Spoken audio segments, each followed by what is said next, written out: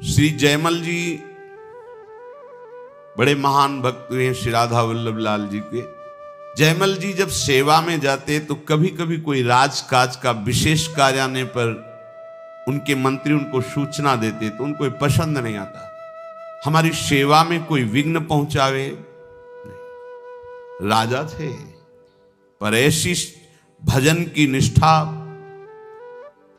उन्होंने नियम लागू कर दिया, 4 घंटे 10 घड़ी, 1 घड़ी 24 मिनट, तो 10 घड़ी है 6 चौको 24, 240 मिनट, तो 6 चौको 24, 4 घंटे। 4 घंटे के अंतर्गत अगर किसी ने सूचना दी तो हम स्वयं उसका वध कर देंगे। हमारे सेवा गृह में चाहे पूरे राज्य में आग लग जाए, 4 घंटे कोई सूचना नहीं देगा, किसी भी तरह का विक्षेप नहीं। जब हम अपने लाडली लाल राधा वल्लभ लाल का श्रृंगार कर रहे हैं, आरती कर रहे हैं, उनका सेवा भाव भोग आदि, उस समय कोई भी प्रवेश नहीं करेगा। ये अपने निजी परिकर में। यहां श्री भगवान कह रहे हैं कर्मेंद्री और ज्ञानेंद्री दोनों का मेरे प्रति समर्पण हो जाना, तभी चित्त का समर्पण होता है।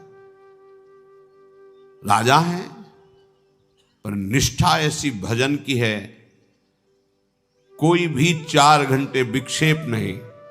यहां श्री जी की सेवा कर रहे हैं, आप अन्य बातें भी कर रहे हैं, हंस रहे हैं, खेल रहे हैं, आप महारानी जी की सेवा कर रहे हैं, आप राधा नाम हाथ में लेकर स्नान करा रहे हैं, पोछ रहे हैं, प्रक्षालन कर रहे हैं, चंदन की पत्रावली कर रहे हैं, इत्र लगा रहे हैं। ये श्री जी का साक्षात स्वरूप है राधा नाम। उस समय बहुत गंभीर एकाग्र, अगर कोई आपसे राधे श्याम बोले, श्री हरिवंश बोले, तो बिना उसको देखे बोल दो श्री हरिवंश, देखो अपनी सेवा की तरफ, पूर्ण एकाग्रता। हां, कोई गुरुजन पधारे, महाभागवत पधारे, तो फिर श्री जी की सेवा को उसी समय विश्राम दो, पहले उनको प्रणाम, उनका स्वागत सम्मान करो। वो प्रभु का आदेश है ऐसा, महापुरुषों का आदेश है ऐसा।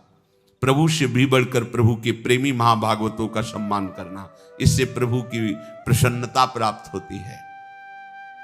जयमल जी की ये गुप्त बात उनके शत्रु पक्ष को पता चल गई। ये बड़े वीर भी थे कि 4 घंटे इनको कोई सूचना नहीं दे, 4 घंटे में तो पूरे राजमहल सहित पूरे राज्य शासन को अपने अधिकार में ले लेंगे। विपक्षी राजाओं ने ऐसा निश्चय कर लिया। ठीक जिस समय वो प्रवेश हुए अपने श्री जी की सेवा के लिए, उसी समय आक्रमण कर दिया। वो पहले से ऐसा व्यवहार निश्चित किए हुए थे।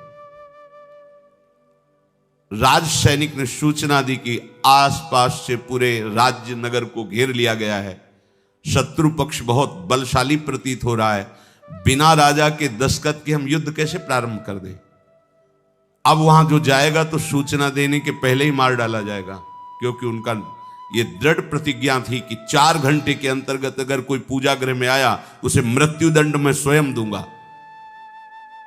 अब ये हुआ कि सूचना नहीं जाएगी तो बड़ा हाहाकार मच जाएगा, प्रजा का नाश करेगा शत्रु पक्ष, राजमहल में घुसकर अत्याचार करेगा। अब क्या किया जाए।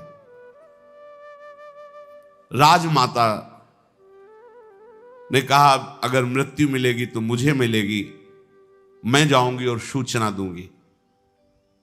वो डरते हुए गए। जयमल जी सेवा में मगन थे तो उन्होंने कहा बेटा, राजनगर को, राजमहल को शत्रु पक्ष ने घेर लिया है, बस तुम्हारी स्वीकृति की आवश्यकता है। तुम हां बोलो तो सैनिक युद्ध के लिए तैयार हैं। तो उन्होंने कहा मां, तुम इसी समय वापस चली जाओ, हम सेवा में एक शब्द भी अन्य सुनना नहीं चाहते। आप मां हो इसलिए हम अपनी प्रतिज्ञा को छोड़ते हैं कि आपका वध नहीं करते। आप वापस चली जाएं, हम जिनके सहारे हैं वही जो कुछ चाहे करें। इस समय हम उनकी सेवा नहीं छोड़ सकते और अन्य वार्ता नहीं कर सकते। सेवा में हम युद्ध का आदेश नहीं दे सकते। हम ठाकुर श्रृंगार कर रहे हो कह दे मार काट करो, नहीं। जिनकी हम सेवा कर रहे हैं वो समर्थ है, जैसा चाहे वैसा करें। आप तुरंत वापस हो जाएंगे। बाहर गई, सेनापति ने कहा क्या आदेश है? उन्होंने कहा कोई आदेश नहीं। बिना आदेश के सेनापति कैसे? सब व्याकुल हो रहे, 4 घंटे तक इंतजार कर रहे, ना तो सेना नगर के अंदर घुसी और सब कोलाहल शांत है। तो सबको आश्चर्य हुआ कि क्या वो भी पूजा का इंतजार कर रहे हैं क्या शत्रु पक्ष, कि जब वो निकलेंगे तब युद्ध करेंगे। जयमल जी ठाकुर जी को भोग पवा के, आरती करके, उनके सामने कीर्तन करके, नृत्य करके प्रणाम किया, बाहर निकले और उनका हमारा घोड़ा तैयार करके लाया जाए। घोड़े के पास गए, जो उनका निजी घोड़ा था, पसीने से लथपथ था। जेविये से हाथ रखा तो हाथ भींज गया पसीने से, और हाथ रखते ही जैसे बिजली का करंट, ऐसे भागवती ऊर्जा उनके हृदय में आई। बोले ऐसा तो कभी नहीं हुआ, और ये घोड़ा तो इतना थका हुआ लग रहा है जैसे युद्ध करके आ रहा हो, और आज तक इतना प्यार इसके ऊपर नहीं आया। इसके स्पर्श करने से मुझे भागवतिक सुख का अनुभव हो रहा है। घोड़े को लिया, बाहर गए, जितने सैनिक थे सब मूर्छित पड़े थे, केवल राजा को बीच बीच में होश आ रहा था। नजदीक गए, शत्रु पक्ष के राजा को जल आदि से चेतना देकर उठाया। बोले आए आप युद्ध करने थे और ये सब मूर्छित पड़े हैं, मैंने तो अपने सेनापति को आदेश दिया नहीं, ऐसा क्या हो गया? बोले एक ही वीर केवल आया था आपके पक्ष से, सांवले रंग का था, उसने बाण तो संधान नहीं किया, पर नेत्रों से ऐसा देखा कि सब घायल होकर मूर्छित हो गए। बस एक बार तुम उसे पुनः मुझे दिखा दो, मैं एक बार उसे हृदय से लगा लूं, कभी जीवन में हम तुम्हारी तरफ देखेंगे भी नहीं। प्रेम बाण ऐसा है कि बड़े बड़े घायल हो जाते हैं। तो उन्होंने उस राजा से कहा, वो हमारे प्रभु ने शत्रु पक्ष पर इतनी कृपा कर दी, जिनके दर्शन ध्यान में बड़े बड़े मुनिजन नहीं पाते, वो कोई सेनापति या शूरवीर नहीं, वो तो हमारे प्रभु श्याम सुंदर थे, राधा वल्लभ लाल जी थे। अगर हमारी निष्ठा है तो हर समस्या का समाधान श्री हरि है।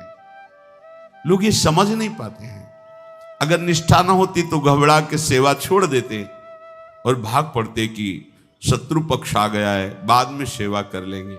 नहीं, अपनी निष्ठा में है। कर्मेंद्रियों और ज्ञानेंद्रियों का इस कोटि का समर्पण, निष्ठा, ये संत संग से, भजन करने से, भगवत महत्व का अनुभव होने से ये निष्ठा जागरण होती है। श्री भगवान कह रहे हैं कि ये भक्ति मुक्ति से भी बढ़कर है। जैसे जठरानल खाए हुए अन्न को पचा देता है, ऐसे अनन्य भक्ति अनंत जन्मों के कर्मों के संस्कार के भंडार को भस्म कर देती है। ये बहुत बड़ी बात है। इस बात का कहीं कोई साधन से संबंध नहीं है। आप साधना करेंगे तो उसका फल मिलेगा, लेकिन भगवान का आश्रय लेकर अनन्य भक्ति करेंगे तो भक्ति, जैसे हम अन्न पचाते नहीं हैं, स्वयं पच जाता है। एक प्रक्रिया है, पाया और समय पर वो पच गया। ऐसे ही हमें कोई प्रयास नहीं करना पड़ता। अनंत जन्मों के पाप कर्म जमा हैं, अनंत जन्मों के वो कर्म बंधन जमा हैं जो हमें कई जन्मों तक भोगे बराबर तो भी नहीं निपटा सकते। जब हम प्रभु की शरण में हो जाते हैं तो जरत्यासु या कोशम निगीर्ण मनलो यथा, जैसे अग्नि लगने पर सब भस्म हो जाता है, ऐसे भगवान के अनन्य भक्त के कर्म के जो गोदाम जमा थे वो सब भंडार भस्म हो जाता है। कटे कर्म बंधन संसारी, जो हमें बार बार जन्म मरण दुख देने वाले कर्म है, ये तुम्हारे दान पुण्य से नष्ट नहीं होंगे, सेव संतरा के दान से नष्ट नहीं होने वाले। ये गंगा जी के नहाने से, तीर्थ स्नान करने से वर्तमान का पुण्य बनेगा, वर्तमान का पाप नष्ट होगा, लेकिन भंडार नहीं नष्ट होगा। वो केवल अनन्य भक्ति से नष्ट होता है। जब हम श्री हरि के शरणागत होते हैं, वो कृपा करके उसे भस्म कर देते हैं। श्री भगवान कह रहे, नैकात्मतां में स्पृहयन्ति केचिन मत्पाद सेवा भिरता मदीहा ये न्यून्यतो भागवता प्रसज्य सभाजयन्ते मम पौरुषाणि। श्री भगवान कह रहे कि जो मेरे अनन्य भक्त होते हैं वो मेरी चरण सेवा में बहुत प्रीति करते हैं। हमारी प्रीति कहां है? इंद्रियों के भोगों में, अपने शरीर सुख में। ये देहाभिमान है, यही जीवत्व है। अनन्य भक्ति की प्रीति कहां होती है? भगवान की सेवा सुख में। जैसे कई बार सत्संग में सुनाया है, चोखा मेला जी बाजार जा रहे हैं सब्जी आदि खरीदने, वहां देखो बड़े बड़े केले रखे हैं। ये केले तो ठाकुर जी को बहुत प्रिय लगेंगे, चलो आज नमक रोटी का भोग लगा लेंगे। केला ठाकुर जी को ले चल, पूरे पैसे के केले ले ले। सीधे विट्ठल भगवान के दरबार में गए। भक्त बड़े दैन्य होते हैं, अंदर आंगन में प्रवेश नहीं किया, बाहर देहली से ही आवाज लगाई और कहा, ये केले ठाकुर जी को, रुक्मिणी जी को पवा दीजिए। विट्ठल भगवान रुक्मिणी जी विराजमान महाराष्ट्र पंढरपुर। तुम्हारे हाथ का ठाकुर जी थोड़ी पाएंगे, चलो यहां से। नहीं, उनको पाना ना होता तो मेरे अंदर प्रेरणा क्यों की? प्रायः जाति पक्ष पर लोगों की दृष्टि होती है। देखो, हम सब एक ही प्रभु की संतान हैं, एक ही माटी से बने हुए हैं। ये पंचभूत एक ही पंचभूत है, ये चाहे जहां हो यही है, और एक ही आत्मा है। भैया भेद किस बात का है? विचार करो। गुण कर्म के अनुसार भेद की रचना की गई, तत्वता कोई भेद नहीं है। हम एक ही बाप के सब बच्चे हैं। हाँ, कोई शराबी है, कोई विद्वान है, कोई कर्म कांड करता है, कोई एकदम बेकार बैठा रहता है, पर हैं तो बच्चे उसी के ना। जब वो बोलेगा तो यही बोलेगा ना कि सब मम प्रिय सब मम उपजाए। बोल तो रहा है मेरा प्रभु। ये जो ऊंचाई निचाई की भावना लेकर ये बहुत गंदी बात है। अगर बड़ा भाई है तो छोटा भाई पैर छूता है, तो पैर छूना कोई बड़ाई की बात नहीं हो गई। वो छोटा है, तुम्हें सम्मान दे रहा है, बका है वो उसी पिता का, वैसे ही उसके रक्तमांस है, उतना ही अधिकार है। बड़ा गर्व करे कि मैं बड़ा, तो मूर्खता ही हुई। अगर छोटा इस बात का क्षोभ करे कि मुझे पैर छूना पड़ता है, तो उसकी मूर्खता है। बड़ा भाई है, झुक के पैर छू लिया तो क्या चला गया। ऐसे ही पूरी सृष्टि में हम एक घर जैसा बर्ताव करें। ये जो घृणा, ये जो हे भाव, ये कहीं नहीं वर्णन है। अपनी अपनी पद्धति के अनुसार अपने माता पिता को सुख पहुंचाना है। एक भाई किसानी करता है, एक भाई नौकरी करता है, एक भाई व्यापार करता है, लेकिन सब अपने माता पिता के सुख को सोचते हैं। ऐसे ही हमारे माता पिता प्रभु हैं। हम सब भाई भाई हैं, हम सब एक ही पिता के संतान हैं। ऐसा निकृष्ट भाव, किसी का अपमान कर देना जाति पक्ष को लेकर के या और नीच भाव लेकर, ये बिल्कुल अज्ञान है। ऐसा नहीं, किसी का अपमान अनादर करना ऐसा नहीं। स्वयं भगवान लीला करके बताते हैं। राजसू यज्ञ में सब ब्रह्म ऋषियों के बीच में ये निश्चित किया गया कि अग्र पूजा का अधिकारी कौन है। तो सबने कहा इसमें प्रश्न करने की क्या जरूरत है, जहां भगवान श्री कृष्ण विराजमान है वो अग्र पूजा किसकी हो सकती है। तो भगवान श्री कृष्ण की सबसे पहले पूजा प्रारंभ हुई, अग्र पूजा, और उन्हीं भगवान ने सब राजाओं के चरण धोए। ये देखो क्या करके दिखा। कहां कहां के राजा थे, अलग अलग प्रांतों के, अलग अलग, सबके चरण भगवान ने। अग्र पूजा किसकी हुई? भगवान की। सोचो, अगर तुम्हारी सभा में सबसे बढ़कर के पूजा हो तो तुम्हें हाथ जोड़ने में भी संकोच होने लगेगा, क्योंकि सबसे बड़े। लेकिन भगवान ने सब राजाओं के पैर धोए। इसका महत्व क्या है? इस लीला का महत्व क्या है?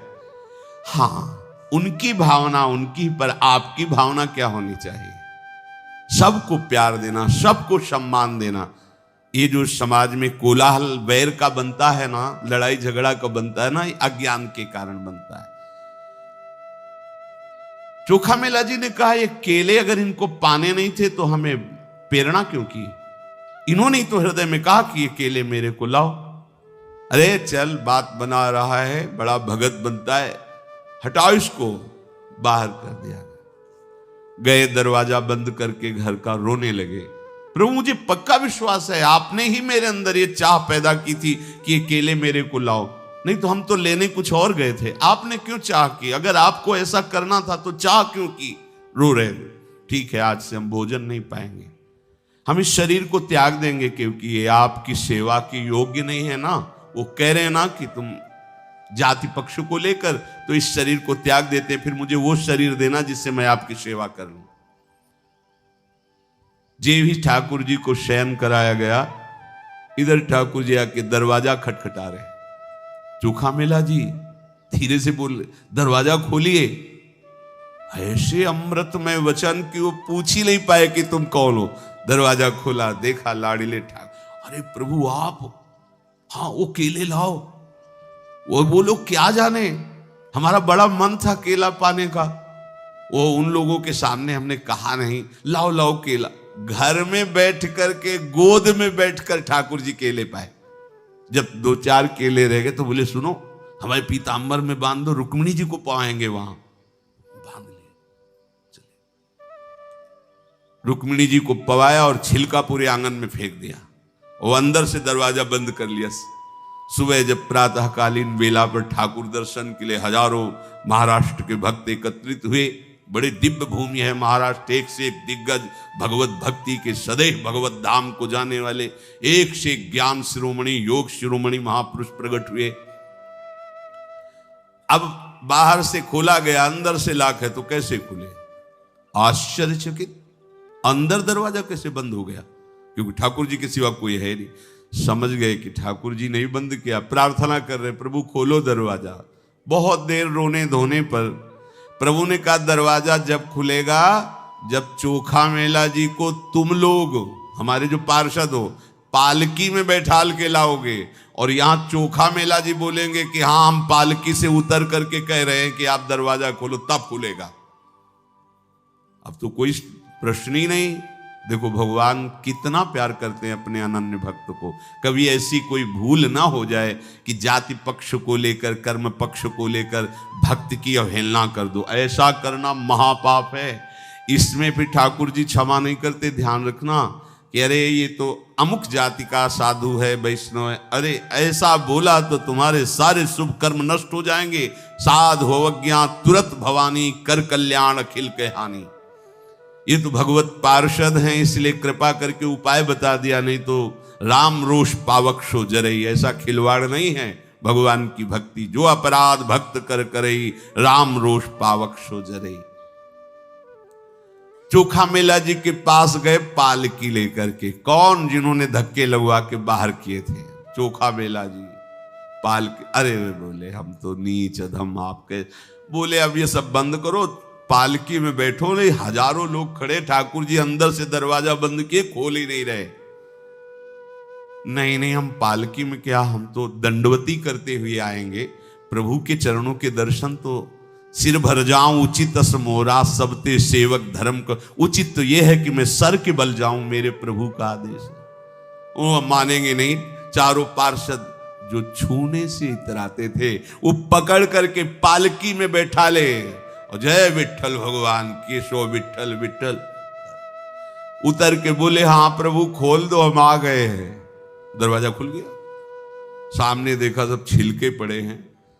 पूछा कि प्रभु छिलके? बोले हाँ, बहुत स्वादिष्ट थे, घर में जाके हम पाए आए और रुक्मिणी जी के यहाँ ले आए थे, वो पाए हैं। फिर फेंक दो छिलके, पोछा लगाओ। ये अनन्य भक्त भगवान को अतिशय प्यारा है, क्योंकि उसको भगवान की प्रीति का स्मरण रहता है। जो चीज देखेगा, जो वस्तु देखेगा, उसको ये प्रभु, जैसे श्री कृष्णदास जी, यद्यपि आचार्य चरण में और उनके बीच में थोड़ा सा मनमुटाव भी हो गया था, तो एक दिन टहले देखा कि एक दुकान में गरम गरम जलेबी बने। ये जलेबी अगर श्रीनाथ जी को तो बहुत प्यारी लगेगी। आंख मूंद ली, जलेबी, गरम गरम जलेबी थाल में, श्रीनाथ जी को मानसिक भोग। उधर जब श्री विठलनाथ जी ने पट खोले तो देखे श्रीनाथ जी गरम गरम जलेबी पा रहे हैं। कहा जय जय, अपने यहां बाजार का तो भोग लगता नहीं, तो जलेबी का भोग। वो कृष्णदास है ना वो मुदा, तो उन्होंने कहा कि कृष्णदास का तो हमने त्याग कर दिया है। तो उनका देखो, तुम आचार्य हो, तुम गुरु हो, तुम त्याग कर सकते हो, मेरा स्वभाव नहीं। एक बार जिसे मैंने स्वीकार कर लिया उसे मैं कभी त्यागता नहीं हूं। आप गुरु हो, दंड के लिए त्याग सकते हो, आप आचार्य हो, आप त्याग सकते हो, स्वीकार कर सकते हो, ये हो सकता है, पर मेरे स्वभाव में नहीं। एक बार जिसे पकड़ लिया उसे कभी छोड़ता नहीं। कृष्णदास भोग लगा रहे मानसिक जलेबी, वो भावना, हमारी एक एक वृत्ति प्रभु से जुड़ी होनी चाहिए। श्री आस्करन जी महाराज, ये अनन्य भक्ति भक्तों के आचरणों में दिखाई देती है। ये अनन्यता, ये अपने मन, बुद्धि, चित्त, अहम और तन, इंद्रियां सब प्रभु को अर्पित किए हुए हैं।